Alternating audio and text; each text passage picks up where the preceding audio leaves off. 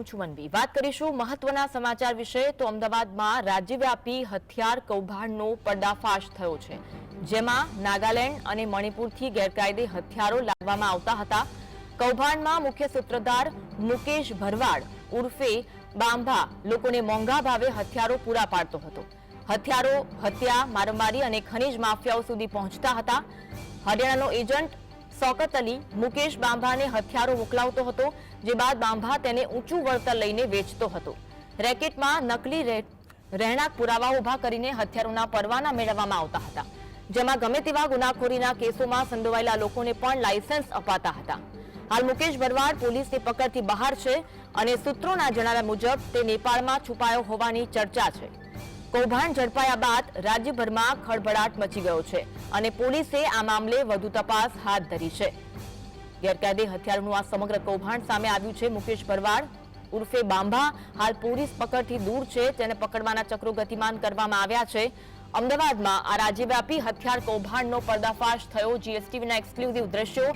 રાજ્યભરમાંથી હથિયાર પકડવાનો આ મામલો છે, જેમાં નાગાલેન્ડ, મણિપુરથી ગેરકાયદે હથિયારો લાવવામાં આવતા હતા। એક્સક્લુઝિવ દ્રશ્યો જોઈ રહ્યા છો। મુકેશ ભરવાડ જે હાલ પોલીસ પકડથી દૂર છે, તેને પકડવા માટે પોલીસની ટીમ કામ કરી રહી છે। મુખ્ય સૂત્રધાર છે મુકેશ ભરવાડ ઉર્ફે બાંભા, કે જે લોકોને મોંઘા ભાવે હથિયારો પૂરો પાડતો હતો અને હથિયારો હત્યા હોય, મારામારી હોય, ખનીજ માફિયાઓ સુધી આ હથિયારો પહોંચાડવામાં આવતા હતા। આ એક્સક્લુઝિવ દ્રશ્યો જીએસટીવીના આપ જોઈ રહ્યા છો।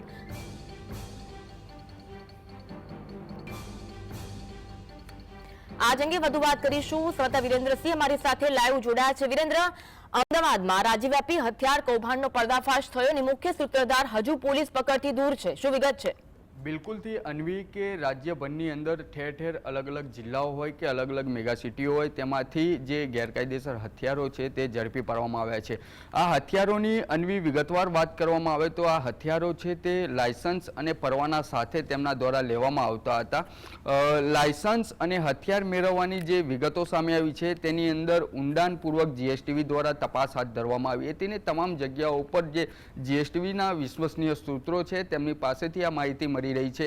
વિગતવાર અન્વી જો વાત કરવામાં આવે તો આ જે હથિયારો છે તે મણિપુર અને નાગાલેન્ડથી આવતા હતા। મણિપુર અને નાગાલેન્ડની અંદર આ જે તમામ જે હથિયારો છે તે ભાડા કરાર, એટલે કે જે પણ વ્યક્તિ છે તેના નામનો ભાડા કરાર બનાવવામાં આવતો હતો ને તે ભાડા કરારના આધારે મણિપુર અને નાગાલેન્ડમાંથી આ હથિયાર લેવામાં આવતા હતા।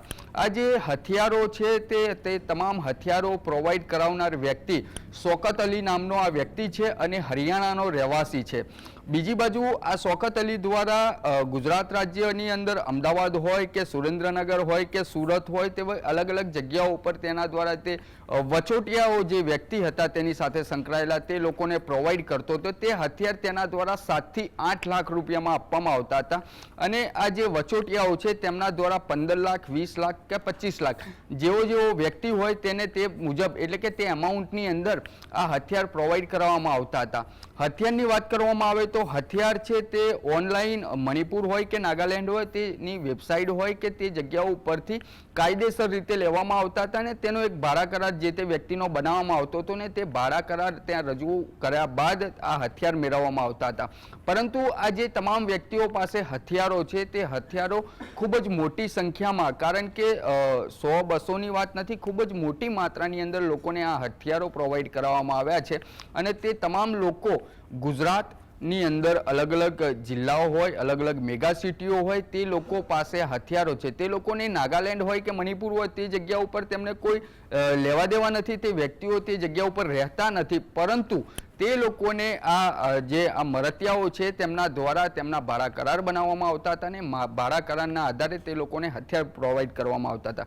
બીજી બાજુ આ જે મુકેશ ભરવાડ ઉર્ફે બાંભા, જે અમદાવાદના નાના ચિલોડાનો રહેવાસી છે, આ તે મુકેશ ભરવાડ છે તે શૌકત અલીના કોન્ટેક્ટમાં હતો ને શૌકત અલી હરિયાણા ખાતેથી તેને હથિયાર પ્રોવાઈડ કરાવતો હતો। બીજી બાજુ જો વાત કરવામાં આવે મુકેશ ભરવાડ ઉર્ફે બાંભાની, તો આ હરિયાણા તેમજ શૌકત અલી અમદાવાદ નાના ચિલોડા ખાતે આવીને આ જે મુકેશ ભરવાડ છે ઉર્ફે બાંભા તેને હથિયાર પ્રોવાઈડ કરાવતો હતો। આ મુકેશ ભરવાડ અને જે છે તેનું કામકાજની વાત કરવામાં આવે અન્વિત, તો તેનું કામકાજ લેબર કોન્ટ્રાક્ટરનું છે અને તેની અંદર જે લેબર કોન્ટ્રાક્ટર હોય છે તે તેના જે માણસો છે તેના દ્વારા જે માણસો રાખવામાં આવતા હોય છે તે માણસો મણિપુર મિઝોરમ, નાગાલેન્ડ આ અલગ અલગ જગ્યાઓથી તેના માણસો લેબર કોન્ટ્રાક્ટની અંદર કોન્ટ્રાક્ટ તરીકે લાવવામાં આવતા હતા અને તે આસામ હોય કે મણિપુર હોય તમામ જગ્યાઓ પર આ મુકેશ ભરવાડ ખૂબ જ ઊંડાણપૂર્વક પોતાનું સારું એવું નેટવર્ક ધરાવે છે. જીવીસ ટીવી પાસે જે માહિતી સૂત્રો પાસેથી મળી રહી છે, જે વિગતો સમગ્ર ઇન્વેસ્ટિગેશન કરવામાં આવ્યું તેની અંદર સામે આવ્યું છે કે સુરેન્દ્રનગર ખાતેથી જે હથિયારો ઝડપી પાડવામાં આવ્યા હતા તેની અંદર બે ભાઈઓ હતા ને તે બે ભાઈઓની પોલીસ દ્વારા અટકાયત કરવામાં આવી. તે લોકો પાસેથી હથિયાર મળી આવ્યા હતા અને તેમની મેરેથોન પૂછપરછ કરવામાં આવી. તેની અંદર પણ આ જે શૌકત અલી હરિયાણાનો છે તેની પાસેથી જ હથિયાર લાવવામાં આવ્યા હોય તે પ્રકારની માહિતી સામે આવી અને આ જે બંને ભાઈઓ હતા તેમના દ્વારા સુરેન્દ્રનગર તેમજ તેની આસપાસના જે લોકો હતા, જે લોકોને હથિયાર જોઈતા હોય તે લોકોને મળવાનું, તે લોકો પાસેથી રૂપિયા લેવાના અને આ તમામ લોકોને હથિયાર પ્રોવાઈડ કરવાના. હથિયારોની જો વાત કરવામાં આવે તો આ જે વ્યક્તિઓને હથિયાર અપાવવામાં આવેલા છે તે તમામ વ્યક્તિઓ, ઘણા ખરા જે વ્યક્તિઓ છે તે ગુનાહિત ઇતિહાસ ધરાવે છે. અમદાવાદ હોય, સુરેન્દ્રનગર હોય, રાજકોટ હોય, જુનાગઢ હોય જેવી અલગ અલગ જગ્યાઓ પર આ હથિયારો પ્રોવાઈડ કરવામાં આવતા હતા. તેની અંદર ખનીજ માફિયા હોય, હત્યાના ગુનેગારો હોય, મારામારી હોય, લૂંટ હોય, તે તમામ પ્રકારના ગુનેગારો પાસે આ હથિયારો જોવા મળી રહ્યા છે. હથિયાર જ્યારે પણ કોઈ વ્યક્તિને લેવાનું હોય અન્વી, ત્યારે એ તમામ વ્યક્તિનો રેકોર્ડ ચેક કરવામાં આવતો હોય છે ને રેકોર્ડ ચેક કર્યા બાદ તમામ લોકોને હથિયાર પ્રોવાઈડ કરવામાં આવતા હોય છે. પરંતુ આ વ્યક્તિ તે લેવલના નથી, તે કેટેગરીના નથી, છતાં પણ તે વ્યક્તિઓને હથિયાર આપવામાં આવે છે. મુકેશ ભરવાડ ઉર્ફે બાંબાનું નામ ક્યારે સામે આવ્યું તો અમદાવાદ ક્રાઇમ બ્રાન્ચ દ્વારા એક વ્યક્તિ જે છે તે ગાટલોડિયા નારણપુરાનો રહેવાસી હતો, તે વ્યક્તિની અમદાવાદ ક્રાઇમ બ્રાન્ચ દ્વારા હથિયાર અને તેની ગાડી સાથે ધરપકડ કરવામાં આવીને તેની અંદર તપાસની અંદર મુકેશ ભરવાડ ઉર્ફે બાંબાનું નામ સામે આવ્યું હતું.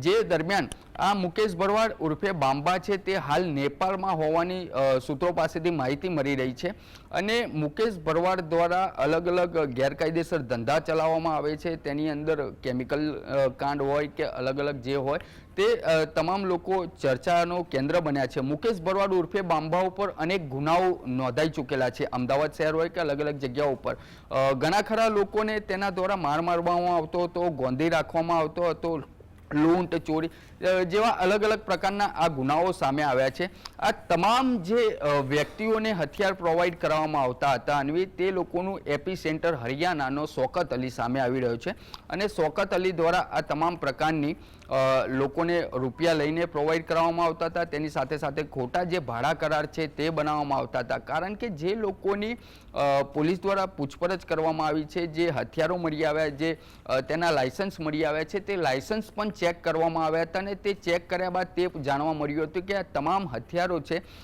તે કાયદેસર રીતે લેવામાં આવેલા છે. પરંતુ આ લોકો દ્વારા જે હથિયાર લેવામાં આવ્યા છે તેની અંદર ખોટી રીતે ભાડા કરાર બનાવવામાં આવતો હતો ને ભાડા કરારના આધારે અન્વી આ લોકો દ્વારા હથિયાર મેળવવામાં આવતા હતા. બીજી બાજુ પોલીસ દ્વારા અલગ અલગ ટીમો બનાવવામાં આવેલી છે ને તે ટીમોને અલગ અલગ જગ્યાઓ પર રવાના કરવામાં આવેલી છે. કારણ કે આ જે રાજ્યવ્યાપી કૌભાંડ છે તેની અંદર 100-200 ની ખૂબ જ મોટી માત્રાની અંદર આ લોકો દ્વારા હથિયાર પ્રોવાઈડ કરવામાં અને આ જે મુકેશ ભરવાડ ઉર્ફે બાંબા છે અન્વી, તેના દ્વારા ચોક્કસ સમુદાયના જે લોકો છે તે લોકોને કહેવામાં આવતું હતું કે હથિયાર અત્યારે લઈ લો, ખરીદી લો, મળી રહ્યું છે લઈ લો. એટલે કે ક્યાંક ને ક્યાંક તેના દ્વારા જે નવ યુવા પેઢી છે તેને પણ ઉશ્કેરવામાં આવતી હતી અને આ જે તમામ લોકો જે હથિયાર રાખી રહ્યા હતા તે તમામ લોકો ગુનાહિત ઇતિહાસ ધરાવતા હોવાનું પણ સામે આવ્યું છે અન્વી. અવારનવાર એવા સમાચાર વિરેન્દ્ર સામે આવતા હોય છે કે ગેરકાયદેસર હથિયારો જપ્ત થયા છે અને સમગ્ર જે હથિયારનું કૌભાંડ સામે આવ્યું છે, કયા કયા લોકોએ હથિયાર ખરીદ્યા છે તે લોકોની કરમકુંડલી સામે આવી છે. આ અંગે હાલ પોલીસો તપાસ કરી રહી છે અને મુખ્ય સૂત્રધાર મુકેશ ભરવાડ ઉર્ફે બાંબા તેની તપાસ માટે હાલ પોલીસો કરી રહી છે. બિલકુલ અન્વી, કે જ્યારે પણ આ પ્રકારના ગેરકાયદેસર હથિયાર ઝડપાતા હોય છે ત્યારે તપાસનો ધમધમાટ શરૂ કરી દેવામાં આવતો હોય છે અને આ જે લોકો છે તેમના દ્વારા જે હથિયાર મણિપુર અને નાગાલેન્ડ ખાતેથી લાવવામાં આવ્યા હતા તે તમામ હથિયાર અહીંની જે જગ્યા છે એટલે કે જે પોતાનું રેસિડન્ટ ધરાવે છે તે જગ્યા ઉપર પણ જાણ કરવી ખૂબ જરૂરી હોય છે. તેની સાથે સાથે જ્યારે પણ ઇલેક્શન આવતું હોય છે ત્યારે જે લોકો દ્વારા હથિયાર લેવામાં આવ્યા હોય છે તે હથિયાર પણ તેમના દ્વારા જમા કરાવવાની એક પ્રક્રિયા હોય છે ને તે જમા કરાવવા પડતા હોય છે.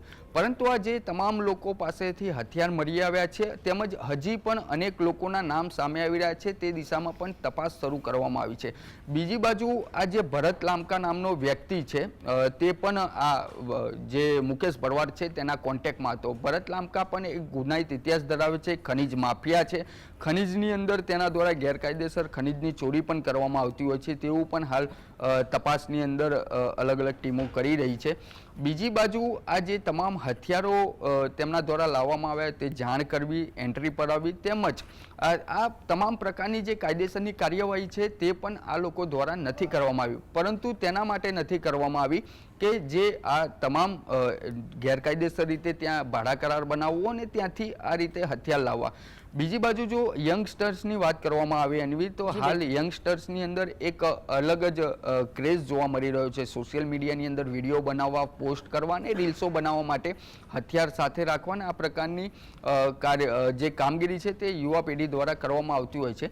પરંતુ પોલીસ દ્વારા સ્થાનિક એજન્સીઓ હોય કે એટીએસ હોય તેમના દ્વારા અલગ અલગ ટીમો બનાવવામાં આવી છે ને જે મુખ્ય સૂત્રધારો છે અને કેવી રીતે આખું સ્કેમ ચલાવવામાં આવતું હતું તે દિશામાં તપાસ શરૂ કરવામાં આવી છે. આભાર વિરેન્દ્ર, જોડાવા માટે અને માહિતી આપવા માટે.